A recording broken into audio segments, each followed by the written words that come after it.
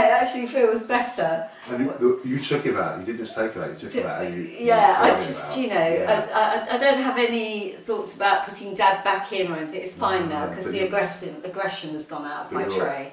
But you're clinging on to Dad. Yeah, I am. Yeah. It's really interesting. And quite often, some young people may not even use miniatures. They'll be quite happy just to feel the sand and let it filter through their fingers. And quite often it's a strange thing, but using sand, clay, water kind of like relaxes. It reduces anxiety, and it kind of relates to the tongue in a way, and also it loosens the tongue in a way. But when I was at the hospice, I used to put out Play-Doh. I got through tons of Play-Doh. Just used to leave it on the table because I find that even though perhaps the children weren't doing things with it, the parents used to pick it up and play with it while they were talking to me. And I think it can be a really just to have something as a it's not, is it diversion? It's more, yes, absolutely. They are able to absolutely. do something. That's why when I do a lot of my work in schools, I always take in an assortment of things, and it's and always give the young people the choice. They can use it. It's there if they want to, but let them choose what they want to use and how they want to use it. And it kind of gives them somewhere to hide in a way, because I can be hiding behind the Play-Doh, and I can. So it gives them somewhere to go, and it takes away that intensity of one-to-one and the various atmospheres around that and the silences sometimes.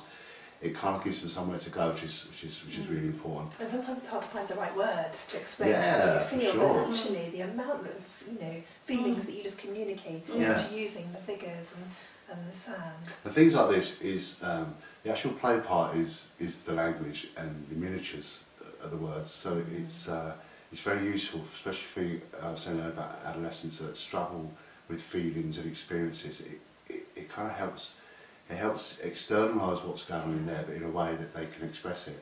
So it is a very, very good tool for that. But quite often, as I said earlier, the young people will just play with the sand. There's one lad in particular I will never forget. I had a room at the school. We had a bigger tray, and this is more like a sandpit. And I went in the corner just to get a couple of things. I turned around and I saw a pair of shoes and socks. And by the time I'd gone from there to the corner and back, he'd taken his shoes and socks off, and he had his feet in the sand. And that opened up a whole thing with him about how he loved, and he used to close his eyes and imagine he was. So from him, so he's using what the person gives you, and from that we did visualisation around holidays, about where with his dad that was estranged from. So all these scenes came flooding back. So, and this is what he bought, and that's what we used.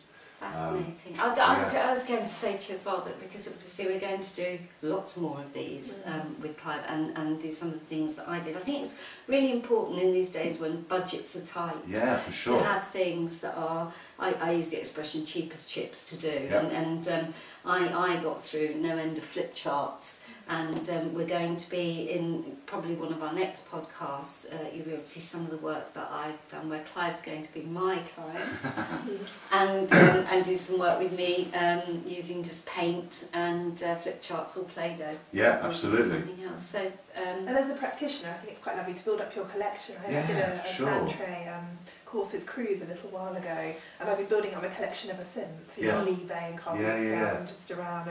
But I noticed you've got stones and pebbles from the beach. Yeah, and for the things natural. That you say Absolutely. don't cost anything. They're completely free. I think that's the important thing, because sometimes we can get carried away of what we think we might need for children. I think children, we mustn't ever forget that they have an imagination. Absolutely. Which will just, it's everything, isn't it? They can do something with nothing, really, if you're able to hold it and bear to be with it. And I guess finally, I just want to say, so as a therapist, it must be really important to have a supervisor that can supervise sand tray work as well, so that you're contained too. Yeah, I mean, obviously you've got a trained counsellor. I use these like play therapy skills in a lot of my work, but supervision and what comes out for me is important that I take to supervision. And it's important that I work ethically and safe with the people that I work with. So professional supervision is really, really important to make sure I'm still working ethically and safely with the people that I work with. Not something perhaps that you might just do and think, oh, I'll do a sand tray tomorrow. If you're thinking, if you're a student and you're working with children, or in any which way, you know, your job brings you into contact with children where you might think this is useful, always talk it through with your employer or your supervisor really or your line manager. Look for courses. And of course, if you'd like to come on any one of our training days, Clive and Tanya and myself do offer regular training workshops working with children and adults and pre and post bereavement. Thank you for watching. Thank you. Look forward to seeing you again next time.